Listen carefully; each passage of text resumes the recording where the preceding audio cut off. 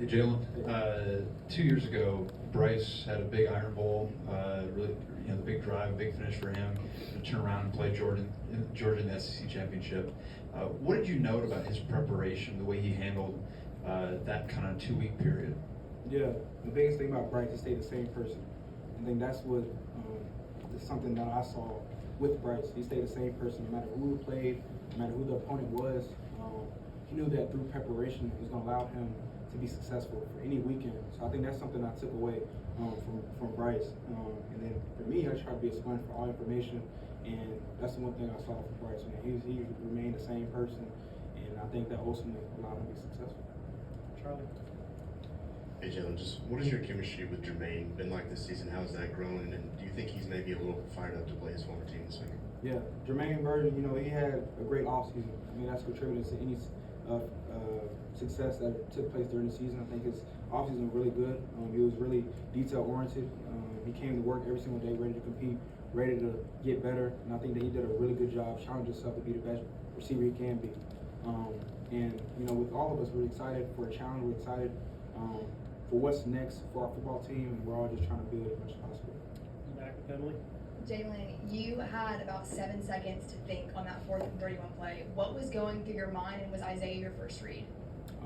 During that play, I just thought about fall back to your level of trainer. What people don't know is my dad and I, since we were little, when we trained, it was all about repetition. Repetition. Whether it was an out route, a go ball, a post ball, a dig, we threw that ball probably 150 times. Constantly throwing the ball until I came in, until I mess up, honestly. And I'm all about perfection. So that's the biggest thing, with my dad. That's a quick story right there. But with that play, it was all about the 11 guys.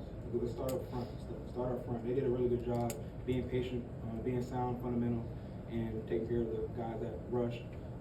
And then with that play, the biggest thing about that play was we repeatedly work on that play every single week. And it was an opportunity to take advantage of it, and we were successful. But IB did a great job on his end getting over. Cody? Talked a lot about the impact that Bryce has had on you, and we see that with shaking everybody's hands on the way back to the locker room, staying poised after big plays and whatnot. What other things have you maybe learned from him, like the little things that he did that maybe we don't see? Yeah, he was a servant leader. He did things to only benefit the team. And I think that was something that we all took from Bryce, was how much of a servant leader he was. And for me, as a quarterback, that's something I saw that is something that allows a quarterback to be successful. It's all about the 11 guys on the field, and it's not an eye sport; it's a team sport. So that's the biggest thing, is that making sure everyone's on the same page. And I think Bryce did a really good job being a servant leader here and lead by example. Left with Tony. You've talked so much about progression and progressing each week. What would you tell someone that's judging this team? How much does this team progress from the team that lost to Texas to now? The biggest thing, we're not a finished product. I think that's a scary thing. When we're all clicking as a whole football team, it's a scary sight. And I think we have constantly need to improve offensively. Some things we need to clean up. And the biggest thing is with progression, it takes acknowledging where you need to improve at. I think we're going to do a good job with that in the locker room, and we're constantly building, constantly acknowledging that there needs to be a lot of effort towards the common goal, and we just constantly need to improve. No, Mike Rodak. I think you just said on the phone that 6'2", 220 was your freshman year, but that's not accurate anymore. Is there a better number we should be using for your height and weight? Let's see. With Thanksgiving that just took place, about 240. I'm about 6'3", and my weight range is just like I said. We just had Thanksgiving, so I can't give you an accurate number of what I weigh now, but I'm more than 220. Chase. There's some video of you that got loose on social media after the game saying, "Give me the Heisman." I know it was an emotional moment, but I gotta ask you, where do you think you stand in that conversation? Yeah, that was an emotional moment. All about now just fixing what I need to improve on from Auburn. And there's a lot of things that I need to improve to keep pushing, keep moving towards our common goal, and try to get there as much as possible. But that was an emotional answer, and just looking forward to the challenge that's ahead of us, which is this week. Kennington. along the lines of a previous question, as you've gone on your own journey this year as starting quarterback, how have you seen yourself change and grow over the course of the year? I think I've been the same person since I stepped in Alabama. The only thing that's changed is the opportunity to play the game that I love. You know, and I think that's the biggest thing.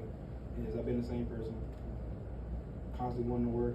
First one in the building, last one out. I've been the same person, and I think that's the biggest thing. All I had was opportunity. And I seized the moment first possible. Two more, Ryan.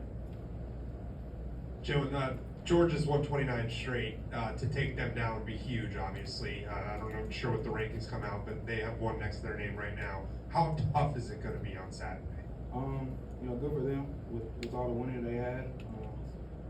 But you know, we just know it's a challenge for us moving forward, and we have to constantly know that. And first thing we have to do is take care of today, be the best version we can be on and off the field.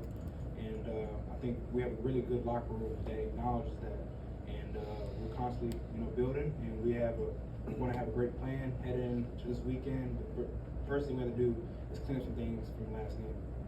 Last one, Austin. Yeah, you got a couple penalties with the illegal 4 passes. How difficult in that situation is it to make a decision like in a second like that? And would you have changed any of your decisions from the last game? Oh yeah, that's something I got to improve on for sure. You know, watching the tape and then leaving out the game. Gotta have better field awareness. You know, that's something I gotta improve on. You know, that's in the moment you don't really acknowledge it, but that's something I do need to be aware of, and so I do gotta improve on that. But yeah, I did notice that. Thanks, Jalen.